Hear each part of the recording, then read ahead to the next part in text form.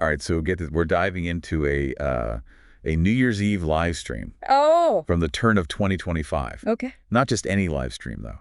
This one's got a global audience, live music, and a host who's really connected with their viewers. It's amazing how these live streams offer a glimpse into someone's world, right? It's not just a performance, it's a real-time interaction with folks from all over. Exactly. And you know me, I love digging into the details. Hmm. In this live stream, even little things like song requests and where people are tuning in from, Yeah. help paint a picture of who this host is and what their community is like. Speaking of community, the host kicks things off by welcoming everyone and making a point to acknowledge those celebrating 2025 in different time zones.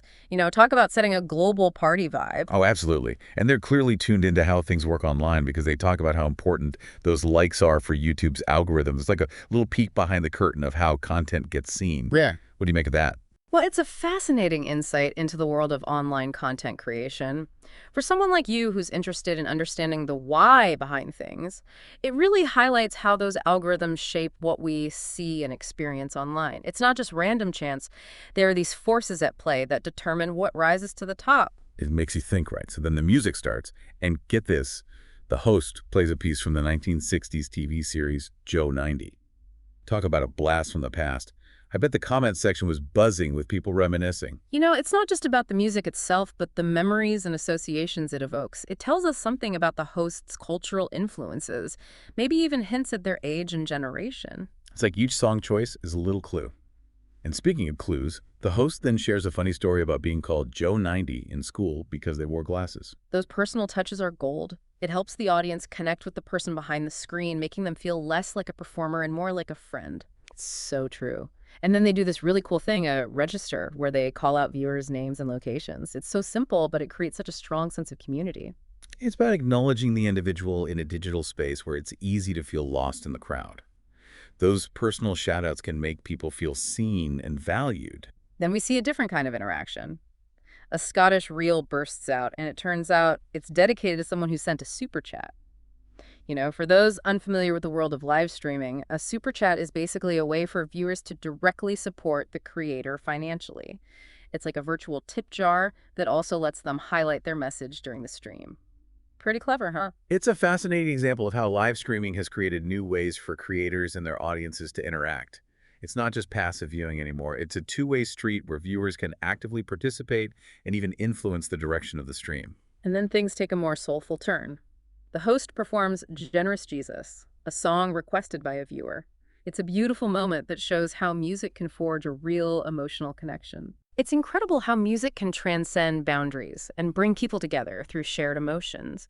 It speaks to a deeper human need for connection and belonging. Totally. And then out of the blue, the host shares some exciting news. They've gotten a visa for an Australian tour. It's a cool reminder that these live streams can have real-world impact and open doors to new opportunities. It really highlights the growing global reach of these online platforms. The host's ability to cultivate a fan base that spans continents speaks volumes about the power of online community building and how it can translate into tangible success. This live stream is like a window into building a career as a musician in the digital age, right? Mm. And speaking of future plans, they mentioned upcoming tours in both Japan and Australia, even hinting at the possibility of public piano videos during their travels. I'm already excited to see those. Yeah, it's a savvy move. By giving viewers a sneak peek into their future plans, the host keeps their audience engaged and coming back for more. It's a way of building anticipation and fostering a sense of shared excitement. But even with all this talk about international tours and visas, the live stream keeps that playful, personal vibe. There's a moment where a viewer repeatedly requests, "Old Shep," Yeah.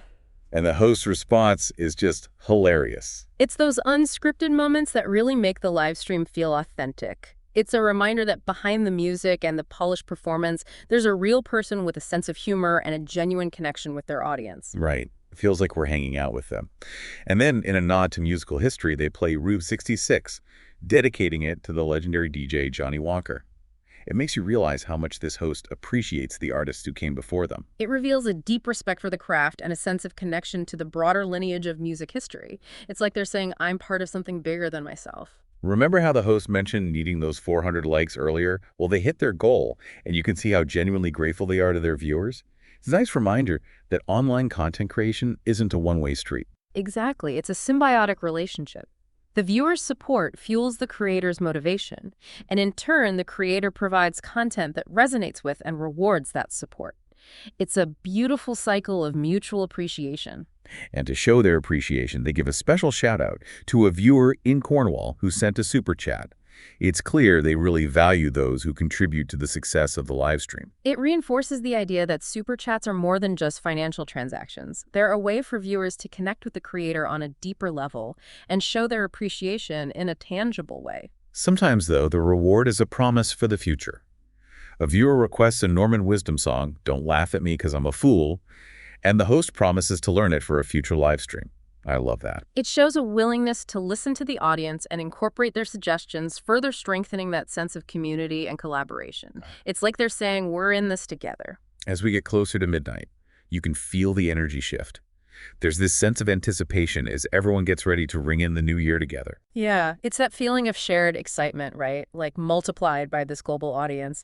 The live stream becomes like this conduit for all this collective energy, uniting people across all these time zones. And then it happens. The host starts playing Auld Lang Syne, but not just any version. A beautiful instrumental rendition on the piano. Oh, wow.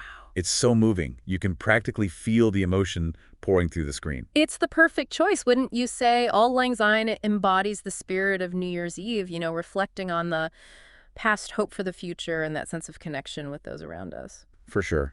And as the last notes fade away, the host confirms they'll be back to live streaming on February 1st after their adventures abroad. Oh, nice. It's a promise of more music, more stories, and more connection to come.